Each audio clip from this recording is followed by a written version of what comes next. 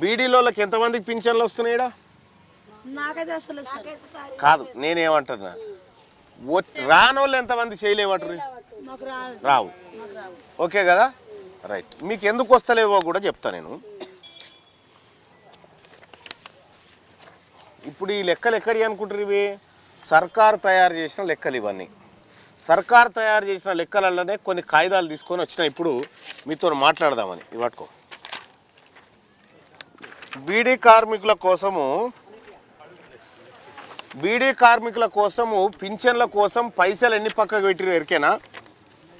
ఇంట్లో 430 కోట్లు 2017-18లో 430 కోట్ల రూపాయలు బీడీ కార్మికులకు పెన్షన్లు ఇవ్వాలి అందరికీ అని చెప్పి ఇప్పుడు ఇట్లా మైక్ పోయిన ఆయన కేసీఆర్ ఏం చేసిండు, 430 కోట్లు మీకు ఇస్తున్నామని చెప్పిండు.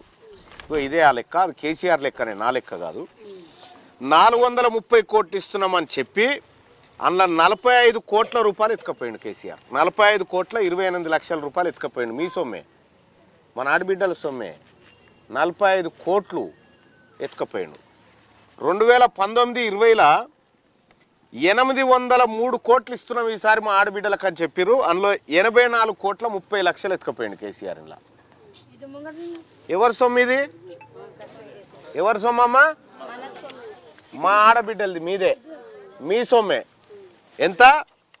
ఒకసారి 45 కోట్లు, ఓసారి 84 కోట్లు ఎత్తుకపోయిండు. ఈ రెండు కూడితే వచ్చే 129, అంటే దాదాపు 130 కోట్ల రూపాయల సొమ్ము బీడీలు చుట్టేటువంటి మన అమ్మలక్కలకు దక్కాల్సిన సొమ్మును కేసీఆర్ ఎత్తుకొని పోయిండు. ఇట్లా పాట పాడుకుంటూ పోయిండుగా ఇప్పుడు ఆయన ఎత్తుకొని పోయిండు.